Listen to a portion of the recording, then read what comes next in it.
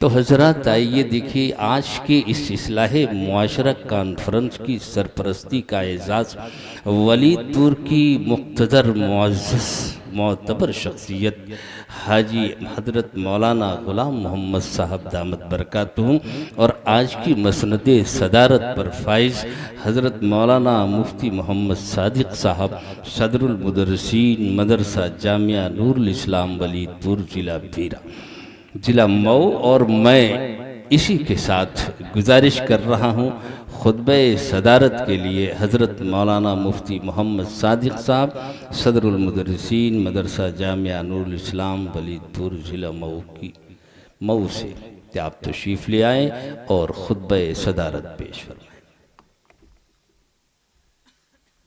اور حضرات ہمارے مولانا مفتی ثناء الہدیٰ صاحب دامت برکاتہم سے پہلے قاری طیب جمال صاحب حضر میں قرآن مقدس کی تلاوت کریں گے۔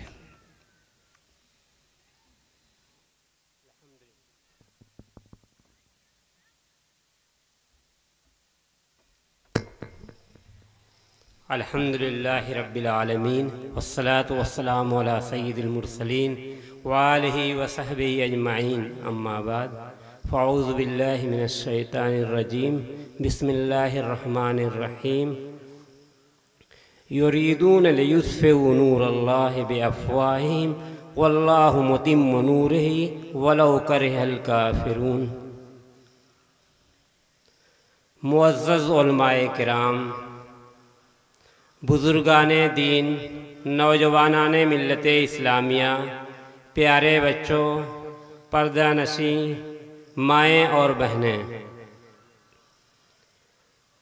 مبارکباد کے مستحق ہیں اصلاح معاشرہ کانفرنس منعقد کرنے والے، چاہے جس طرح کا بھی تعاون رہا ہو، سبھی حضرات مبارکباد کے مستحق ہیں کہ ہر سال پابندی کے ساتھ یہ عظیم الشان پروگرام منعقد کرتے رہتے ہیں۔ اللہ تعالیٰ ان سب حضرات کو جزائے خیر اور خوب بدلے اور اجر سے نوازیں۔ مجھے کوئی لمبی چوڑی بات نہیں کرنی ہے، اس لیے کہ رات کا ایک بڑا حصہ گزر چکا ہے۔ بس 10-15 منٹ کے اندر میں اپنی باتیں مکمل کر لوں گا۔ آج پوری دنیا کے اندر اسلام اور مسلمانوں کے حوالے سے جو حالات پیدا ہو رہے ہیں، آپ حضرات بخوبی ان سے واقف ہیں۔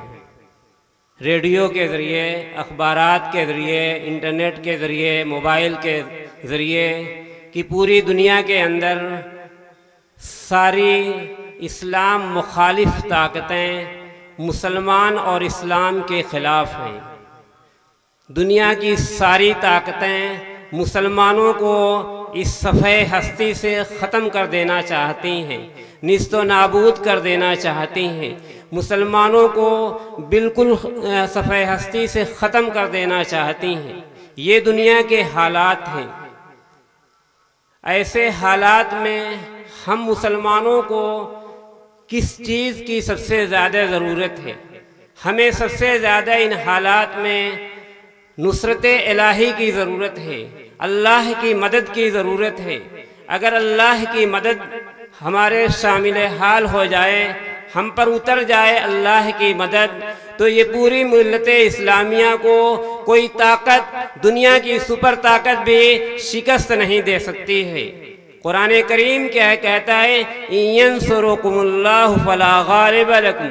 اگر اللہ تمہاری مدد کرنے لگے، خدا کی نصرت تمہارے لیے شامل حال ہو جائے، تو پھر تم پر کوئی غالب نہیں آ سکتا ہے۔ تم کم ہوتے ہوئے بھی غالب رہو گے، مغلوب نہیں ہو سکتے۔ سوال یہ پیدا ہوتا ہے کہ اللہ کی نصرت کب اتر سکتی ہے؟ ملت اسلامیہ پر اللہ کی مدد کب آ سکتی ہے؟ مومنوں کے لیے قرآن کریم کے اندر جگہ جگہ اللہ کی نصرت کا وعدہ کیا گیا ہے۔ آپ قرآن کریم کو پڑھیے، قرآن کریم کا مطالعہ کریے۔ علماء حضرات جانتے ہیں کہ اللہ تعالیٰ نے مومنوں کے لیے قرآن کریم کے اندر جگہ جگہ نصرت کا وعدہ فرمایا ہے۔ میں ساری آیتوں کی تلاوت اس مختصر سے وقت میں نہیں کر سکتا ہوں، صرف ایک دو آیتوں کی طرف اشارہ کرنا چاہتا ہوں۔ قرآن کریم ایک جگہ کہتا ہے وَقَانَ حَقًّا عَلَيْنَا نَصْرُ الْمُؤْمِنِينَ، مسلمانوں کی مدد کرنا ہماری ذمہ داری ہے۔ ہم مسلمانوں کی مدد کریں گے، مومنین کی مدد کریں گے۔ اور دوسری جگہ قرآن کریم کیا کہتا ہے وَإِنَّا لَنَنصُرُ رُسُلَنَا وَالَّذِينَ آمَنُوا فِي الْحَيَاةِ الدُّنْيَا، ہم ضرور مدد کریں گے اپنے رسولوں کی اور مومنین کی اس دنیاوی زندگی کے اندر۔ قرآن کریم کے اندر بہت سی آیات اس طرح کی آپ کو مل جائیں گی جس میں مومنوں کے لیے، ملت اسلامیہ کے لیے اللہ کی مدد کے شامل حال ہونے کا وعدہ اور اعلان کیا گیا ہے۔ سوال یہ پیدا ہوتا ہے کہ یہ مدد اور نصرت ملت اسلامیہ کے لیے کب اترے گی، کب آئے گی؟ اللہ کی مدد کے اترنے سے پہلے ہمیں آزمایا جائے گا۔ آپ تاریخ کے اوراق کو پڑھیں، دوسری قوموں کے حالات کو پڑھیں، آپ کو یہ بات واضح طور پر معلوم ہوگی کہ پچھلی امتوں کے مومنین حضرات پر بھی اللہ کی مدد کب آئی ہے۔ اللہ کی مدد کے آنے سے پہلے آزمائش اور ابتلا کا دور ہوتا ہے۔ اس دور سے نبی کریم صلی اللہ علیہ وسلم اور صحابہ کرام کو بھی گزرنا پڑا ہے۔ آپ مکی زندگی کا جائزہ لیجئے، 13 سال کے اندر صحابہ کرام رضی اللہ عنہم کو کیسے کیسے ظلم و ستم سہنے پڑے۔ اور یہی نہیں، پچھلی قوموں کے حالات کو پڑھیں، دیکھیے کیسی کیسی مصیبتیں پچھلی امتوں کے مومنین حضرات برداشت کرتے رہے ہیں۔ قرآن کریم اعلان کرتا ہے، قرآن کریم یہ بیان کرتا ہے ام حسبتم ان تدخلوا الجنہ ولما یأتکم مثل الذین خلوا من قبلکم مستهم الباساء والضراء وزلزلوا حتى يقول الرسول والذین آمنوا معه متى نصر اللہ الا ان نصر اللہ قریب۔ کیا تم یہ سمجھتے ہو کہ آسانی سے جنت کے اندر چلے جاؤ گے؟ تم پر وہ حالات وہ مصائب نہیں آئے جو پچھلی امتوں پر آئے تھے، جو سختیاں جو مصیبتیں پچھلی امتوں کو پہنچی تھی، وہ مصیبتیں تم پر نہیں آئیں، وہ امتیں کہ ہلا دی گئیں، یہاں تک کہ رسول بھی بول پڑے اور ان کے ساتھ جو مومنین تھے وہ بھی بول پڑے کہ اللہ کی مدد کب آئے گی؟ سنو، اللہ کی مدد قریب ہے۔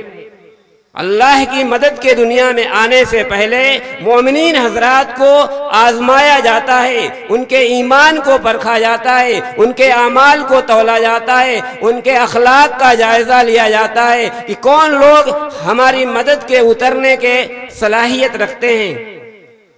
سوال یہ پیدا ہوتا ہے کہ اللہ کی مدد، اللہ کی نصرت ہم پر کیوں نہیں آ رہی ہے؟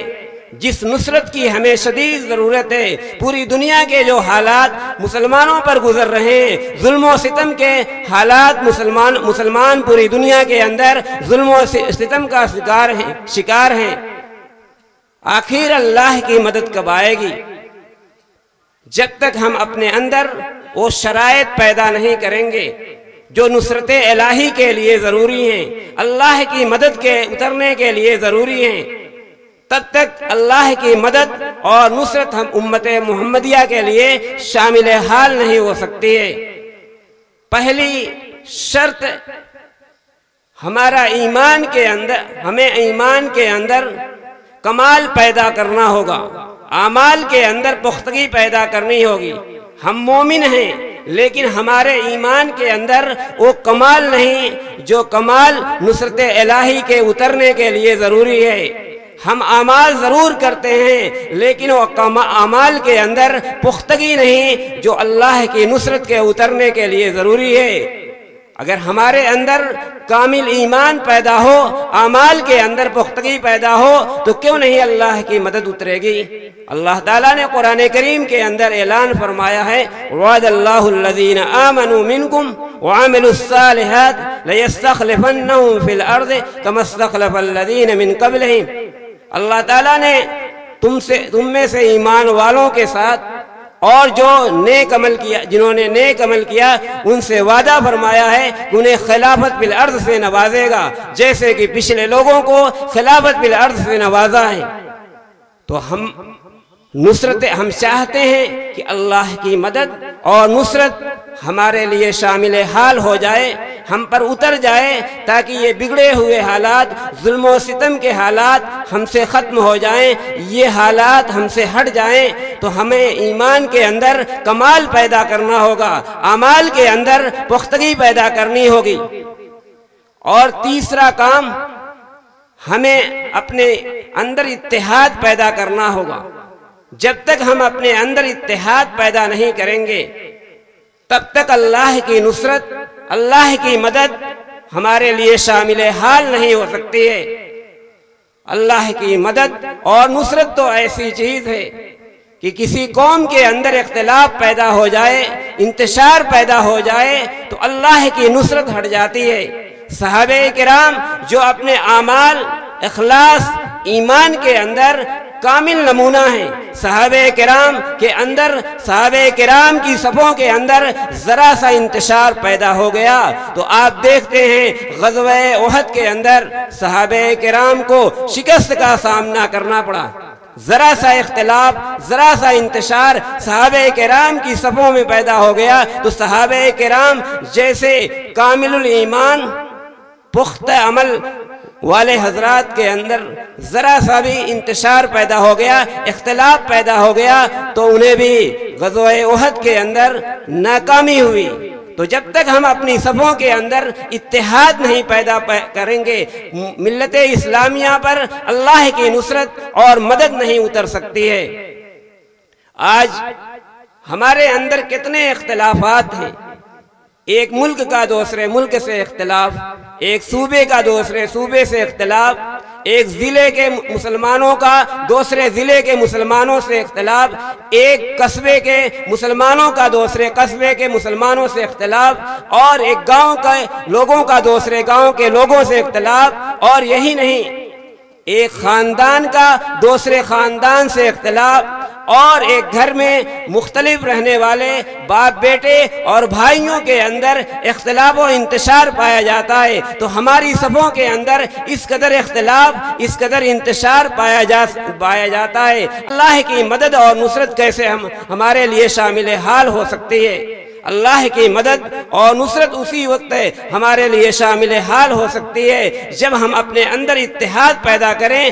اپنے اندر کیا ہے؟ اتحاد پیدا کریں۔ جب تک ہم اپنے اندر اتحاد، اتفاق نہیں پیدا کریں گے، اللہ کی نصرت جس کی ہمیں شدید ضرورت ہے، ایسے حالات میں ہمارے لیے شامل حال نہیں ہو سکتی۔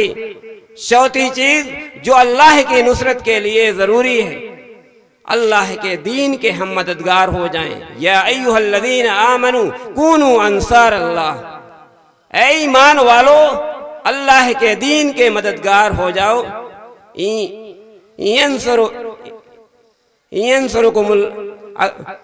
اللہ کے دین کی مدد کرو، اللہ تمہاری کیا ہے مدد کرے گا۔ جب تک ہم اللہ کے دین کے مددگار نہیں ہوں گے، اللہ تعالی ہمارے مددگار نہیں ہو سکتے ہیں۔ اللہ کے دین کی مدد کیا ہے؟ اللہ کے دین کا تعاون کیا ہے کہ اللہ کے دین کے احکامات کو، اس کی شریعت کو ہم کیا اپنے معاشرے کے اندر پھیلائیں۔ آج یہ اصلاح معاشرہ کی کانفرنس منعقد ہو رہی ہے۔ صرف یہی نہیں کہ ہم اس کانفرنس کو کر کے بس گھر کے اندر بیٹھ جائیں، یقیناً یہ ایک مبارک اور بہت اونچا عمل ہے یہ کانفرنس کا منعقد کرنا، لیکن اس کے ساتھ ہمارے لیے آگے اور بھی کام ہے کہ ہم اپنے معاشرے کے اندر اصلاح ضرور کریں۔